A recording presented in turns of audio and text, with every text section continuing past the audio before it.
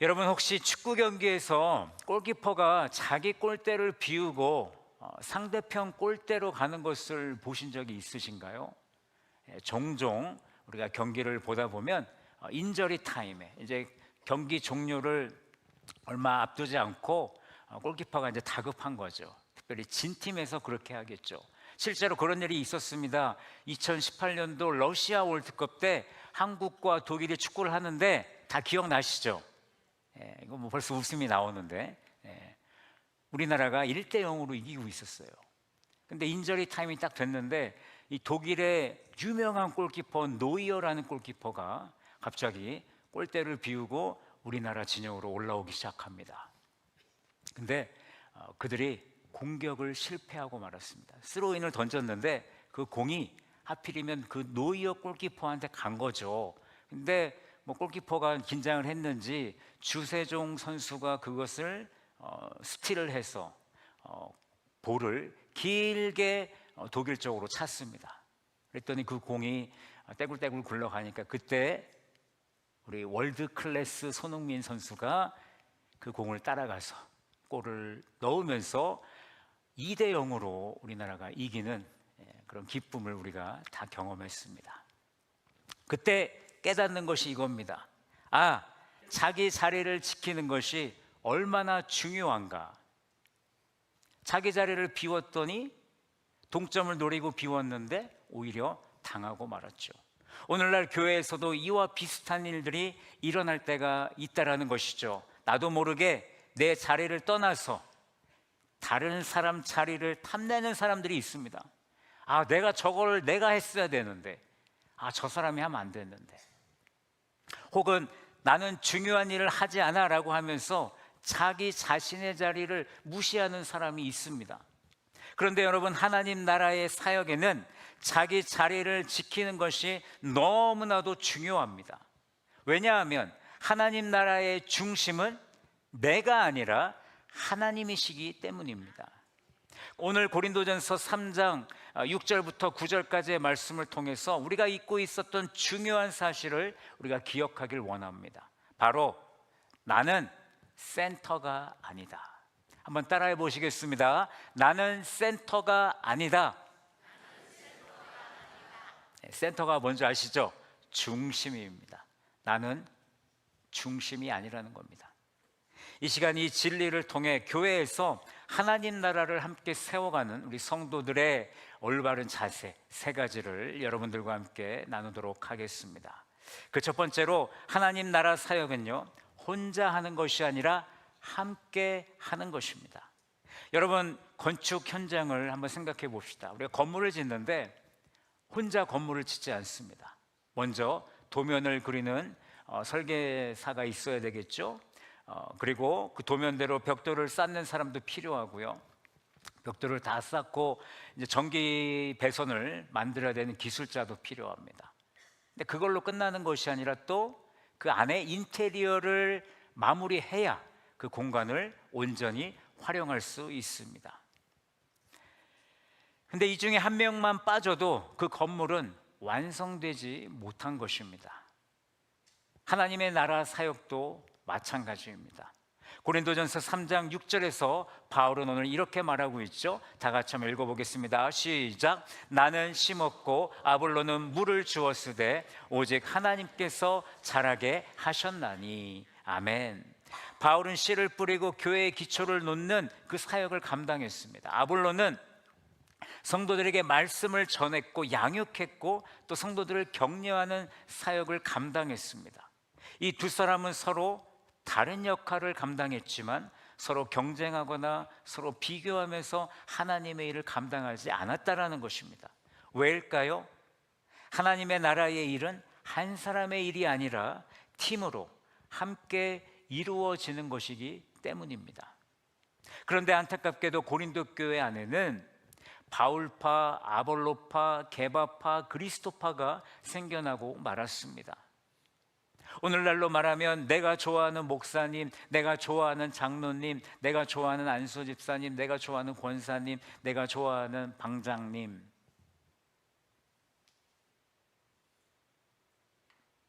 이런 일들이 일어났다라는 것이죠. 그런데 바울은 이런 태도에 대해서 단호하게 오늘 거절하고 있습니다. 7절 말씀 함께 읽어봅니다. 시작. 심는 이나 물 주는 이는 아무것도 아니로되 오직 자라게 하시는 이는 하나님 뿐이니라. 아멘. 하나님 나라의 사역은 사람의 능력이나 인기 또는 개인의 성과로 이루어지는 것이 아닙니다. 그러나 교회가 어려움을 당할 때를 떠올려 보십시오. 자기 중심성이 들어갑니다. 협력의 마음이 사라지고 서로를 향한 존중이 무너지면 교회는 분열을 하게 되는 것입니다. 하지만 각자가 하나님께 받은 사명을 인정하고 존중하면, 오직 하나님의 은혜와 능력 안에서 서로 협력하면 교회는 어떻게 될까요? 든든히 세워지게 되는 것입니다. 오늘 우리 교회도 이런 협력의 마음을 갖는 것은 매우 중요합니다. 교회의 사역은 다양한 분야로 전문화가 되어가고 있습니다. 제가 이번 그 컨퍼런스를 보면서 이 교회는 정말 전문화된 우리 사역자들이 가득하구나라는 것을 제가 보고 왔습니다. 물론 우리 서원학교에도 전문화로 가득한 사역자가 있고 또 우리 성도들이 있는 줄로 믿습니다. 제가 보면서 이제 앞으로 교회 사역은 사역자가 중심이 아니라 전문화된 성도가 중심이 되겠구나라는 것을 또 보고 배웠습니다. 미디어, 찬양, 교육, 행정, 청소봉사, 주방 등 각각의 역할이 다 다릅니다. 그러나 이 모든 역할은 독립적이지 않습니다. 서로 연결되어 있다라는 것입니다. 여러분, 찬양팀이 찬양을 했지만 아무리 찬양을 잘하면 뭐합니까? 저 위에서 방송실에서 음을 틀어주지 않으면 여러분 그 목소리가 나지 않습니다. 피아노 반주를 꺼버리면 소리가 나지 않습니다. 목회자가 말씀을 잘 준비해도 여러분, 새로 오신 성도들이 이 교회를 방문할 때 말씀을 듣는데도 불구하고 마음의 문이 열리지 않을 때가 있어요. 올라올 때 이미 마음이 상했습니다. 그런 경우가 있을 수 있다는 거죠. 이처럼 하나님 나라의 일은 무엇이냐? 서로의 역할이 조화를 이룰 때 건강하게 세워진다라는 것입니다. 에베소서 4장 11절과 12절 말씀에 보시면 이런 말씀이 있습니다. 그가 어떤 사람은 사도로, 어떤 사람은 선지자로, 어떤 사람은 복음 전하는 자로, 어떤 사람은 목사와 교사로 삼으셨으니 이는 성도를 온전하게 하여 봉사의 일을 하게 하며 그리스도의 몸을 세우려 하심이라. 아멘. 여러분, 우리가 봉사하는 것은, 각자 맡은 자리에서 열심히 충성하는 것은 나를 위한 것이 아니라, 우리 부서를 위한 것이 아니라 그리스도의 몸된 교회를 올바로 세우기 위함입니다. 여러분은 하나님 안에서 어떤 역할을 맡고 계십니까? 모두가 하나님 나라를 세우는 귀한 팀원임을 기억하고 서로 협력하며 하나님의 나라를 함께 세워나가는 우리 서머나 성도들이 되기를 간절히 바랍니다. 하나님 나라 사역은 결코 한 사람의 사역이 아닙니다. 바울이든 아볼로든 찬양팀이든 주방봉사든 우리 모두는 하나님 안에서 하나님 나라의 한 팀이라는 것을 기억하기를 원합니다. 내가 하는 일이 아무리 작아 보여도 하나님이 보시기에 절대 빠져서는 안 되는 귀한 사역입니다. 귀한 지체입니다. 서로 비교하지 않고 서로를 세워주며 함께 세워나가는 교회가 될 때 세상은 그 교회를 통해, 우리 교회를 통해 하나님의 나라를 보게 될 줄로 믿습니다. 둘째, 맡은 역할에 충성하는 것이 하나님 나라를 세우는 길입니다. 우리가 교회에서 사역을 할 때 자주 빠지는 함정이 있습니다. 그것은 바로 자신을 중심에 두려고 하는 마음입니다. 어떤 사람은 이렇게 얘기하죠. 이 팀에서 내가 가장 중요한 사람이야. 내가 없으면 안 돌아갈 거야. 반대로 어떤 사람은 나는 뒤에서 설거지만 하니까 난 중요한 사람이 아니야. 나는 시키지 마세요. 저 사람 시키세요. 그러나 여러분, 하나님 나라의 평가는 세상의 평가와 다르다는 것을 우리는 기억해야 됩니다. 하나님 나라의 중심은 내가 아니라 하나님이십니다. 오늘 고린도전서 3장 8절은 우리에게 분명히 말합니다. 다 같이 읽어보겠습니다. 시작. 심는 이와 물주는 이는 한 가지이나 각각 자기의 일한 대로 자기의 상을 받으리라. 아멘. 여러분, 역할은 다르지만 그 가치와 하나님 앞에서의 상급은 동일하다는 것을 우리는 기억해야 됩니다. 우리는 모두 다른 일은 하지만 목표는 오직 하나, 하나님 나라 확장을 위해서 오늘도 우리는 하나님을 위해 충성하는 것입니다. 중요한 것은 내가 무슨 역할을 맡았는지가 아니라 그 역할에 내가 얼마나 충성하고 있느냐라는 것이죠. 하나님은 크고 화려한 결과를 기대하는 것이 아닙니다. 예수님, 우리가 맡은 일을 얼마나 성실하게, 진실하게 감당했는지를 우리 주님께서는 보신다는 것입니다. 예수님의 달란트 비유를 기억해 보시기 바랍니다.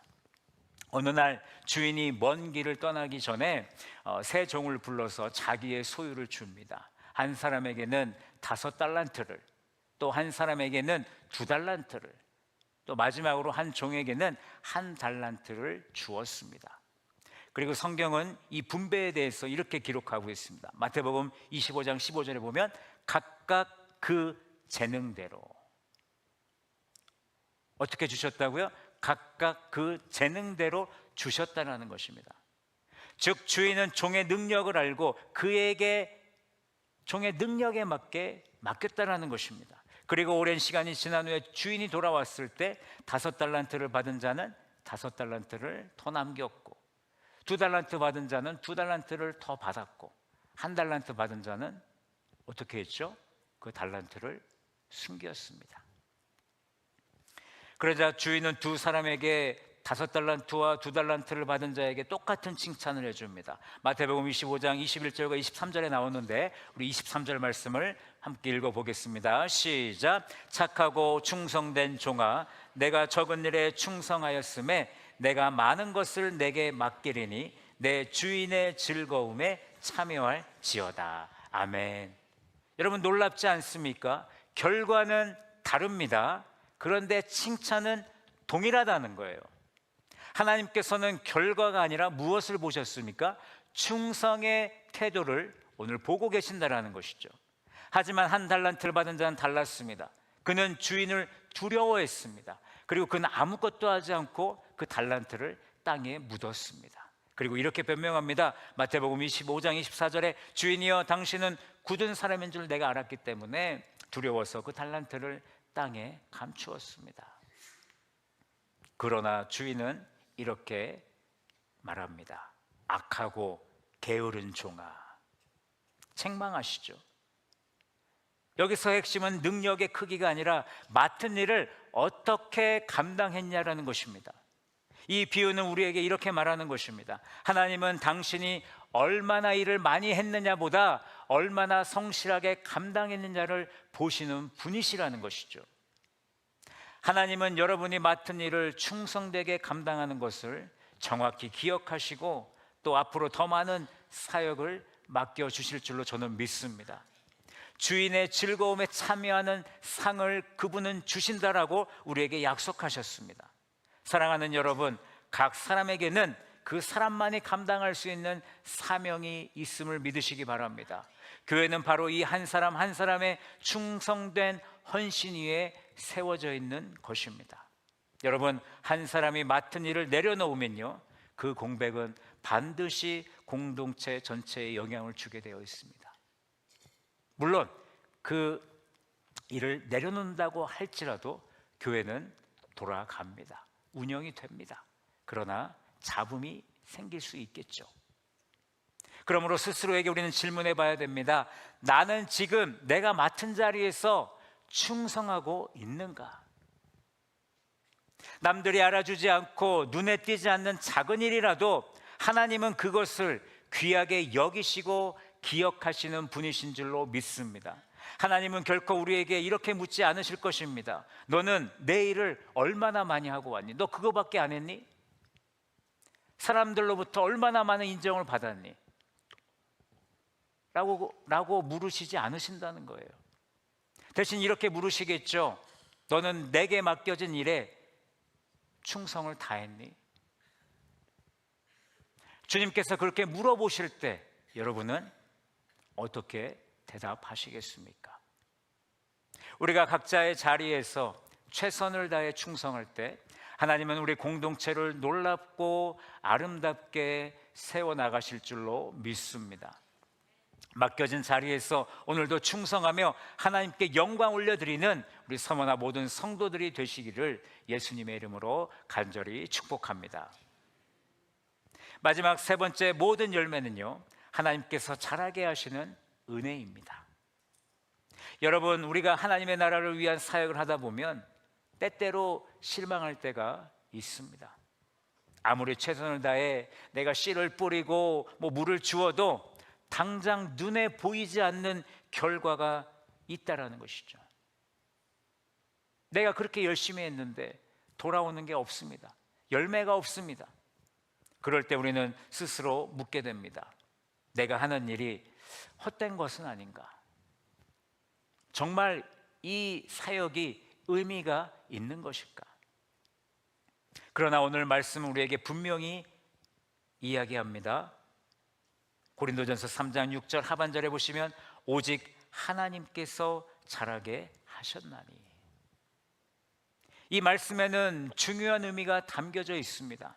사람은 심고 물을 주는 일까지 할 수 있지만 씨앗이 싹을 틔우고 자라는 것은 전적으로 하나님의 일이라는 것이죠. 우리가 할 수 없는 영역, 그것은 바로 열매를 맺고 성장하게 하는 바로 하나님의 영역입니다. 그렇다면 이 말씀은 우리에게 어떤 의미를 주는가? 첫 번째로 우리는 결과를 컨트롤할 수 없다는 사실을 인정해야 됩니다. 이것은 우리에게 커다란 겸손을 요구하는 것이죠.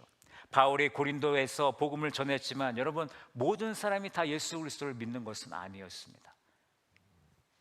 아볼로 역시 성도들에게 말씀으로 가르쳤을 때 모든 사람이 성장한 것이 아니었다라는 것입니다. 우리 역시 마찬가지입니다. 아무리 열심히 말씀을 준비하고 말씀을 듣고 또 간절히 기도하며 열심히 섬겨도 어떤 즉각적인 변화가 나타나지 않을 수 있다라는 것입니다. 그럴 때가 많지요. 우리가 어떤 사역을 감당합니다. 평소에 해보지 않던 사역을 감당할 때 당장 어떤 열매가 나타나지 않았습니다. 그렇다고 우리가 그 사역을 포기해야 되겠습니까? 하나님은 이미 그 보이지 않는 그곳에서 일하고 계시는데 우리가 그것을 바라보지 못하고 우리의 욕심 안에서 우리의 욕심을 채우지 못해서 그 사역을 없애버린다라면 하나님의 준비하심이 무엇이 되겠습니까? 여러분, 씨앗을 심어보셔서 다 아시죠? 당장 내일 씨앗이 싹을 트고 줄기가 자라나며 열매를 맺습니까? 아닙니다. 모든 사역에는 시간이 필요한 것입니다. 자라나게 하시는 분은 우리가 아닙니다. 하나님 한 분이십니다. 두 번째로 열매가 맺히는 시기와 방식은 오직 하나님만 아십니다. 우리 눈에는 실패처럼 보일 수 있어요. 아무런 열매가 없는 듯 보여도 하나님은 우리가 볼 수 없는 깊은 곳에서 일하고 계심을 우리는 믿어야 됩니다. 우리 눈에는 아무 변화가 없는 듯 보여도 하나님께서는 그 안에서 이미 생명의 싹을 틔우고 계십니다. 여러분, 우리가 눈으로 보지 못했다고 해서 하나님께서 일하지 않으셨던 것이 아닙니다. 하나님은 우리가 보지 못하는 순간에도 일하고 계시는 분이심을 믿으시기 바랍니다. 그렇기에 우리는 기다릴 줄 아는 성도가 되어야 됩니다.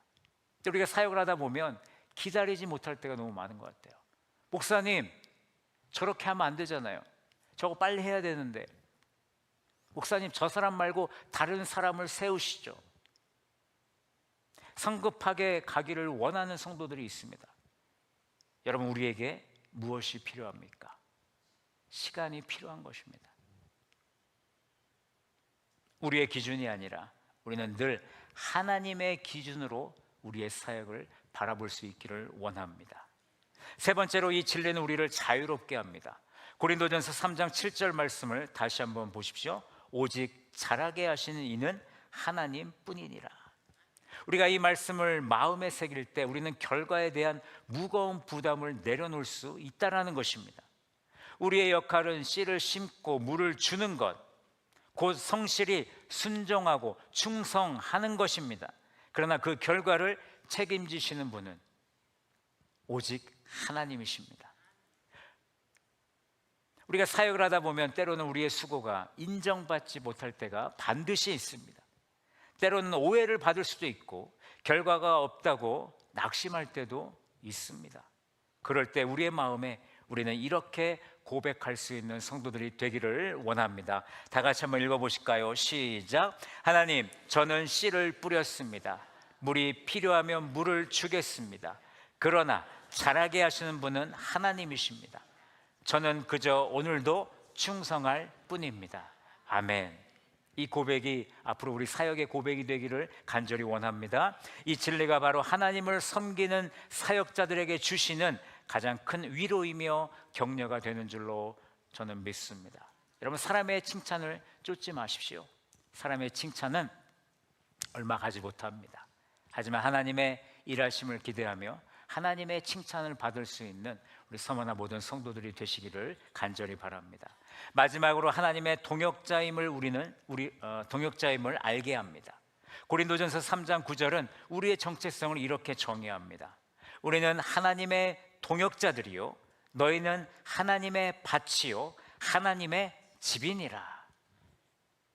우리는 하나님과 함께 일하는 하나님의 동역자입니다.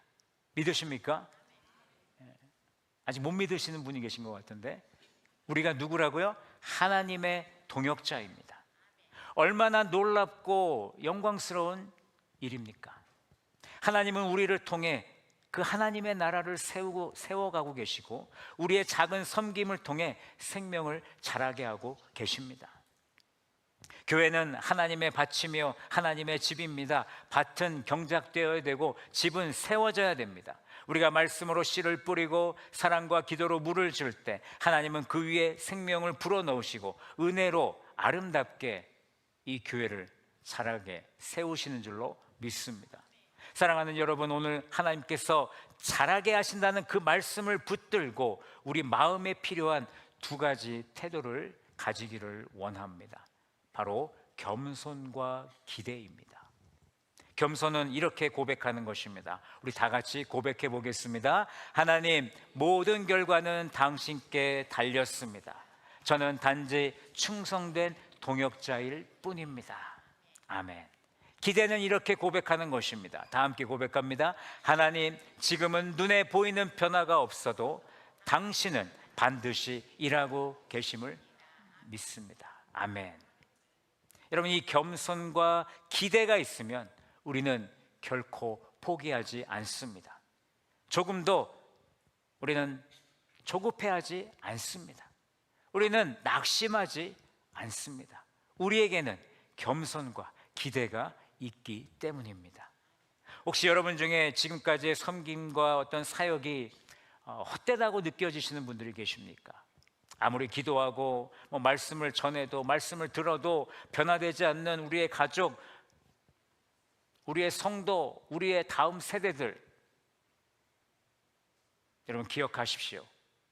자라게 하는 분은 내가 아니라 우리 하나님이십니다. 하나님께서 지금도 일하고 계시고 우리를 통해 놀라운 열매를 맺어가고 계신다라는 그 사실, 우리는 그것을 믿어야 합니다. 이 믿음으로 오늘도 겸손히 기대함으로 하나님 나라를 위해 충성되게 섬기는 저와 여러분이 되기를 예수님의 이름으로 간절히 축복합니다. 말씀을 맺겠습니다. 사랑하는 우리 서머나 성도 여러분, 혹시 꼴대를 비우고 내 자리를 벗어나 다른 자리를 기웃기웃거리시는 성도들이 계십니까? 내 자리를 지키는 성도가 되기를 간절히 바랍니다. 오늘 우리는 내 자리를 어떻게 지켜야 하는지 성도의 자세 세 가지를 함께 나누었죠. 첫째, 하나님의 나라 사역은 혼자가 아니라 함께하는 것이다. 둘째, 맡은 역할에 충성하는 것이 하나님의 나라를 세우는 길이다. 셋째, 모든 결과는 하나님께서 잘하게 하시는 은혜이다. 여러분 기억하십시오. 우리의 인생의 평가 기준은 결코 우리가 얼마나 유명했는지 또 얼마나 화려한 결과를 냈는지가 아니라는 것입니다. 하나님께서 마지막 날에 우리에게 물으실 질문은 단 하나, 너에게 맡겨진 그 자리에서 얼마나 충성을 다했느냐. 이 질문 앞에 우리는 겸손하면서도 기대함으로 고백할 수 있기를 원합니다. 이렇게 믿음으로 고백하기를 원합니다. 다 같이 읽어보실까요? 시작. 나는 센터가 아닙니다. 중심은 오직 하나님이십니다. 나는 맡겨진 자리에서 충성하는 하나님의 동역자입니다. 아멘. 이 믿음의 고백으로 이번 한 주도 각자의 자리에서 기쁨과 감사로 충성하기를 원하고요, 하나님의 나라를 아름답게 세워가는 우리 모든 서머나 성도들이 되시기를 예수님의 이름으로 간절히 축원합니다.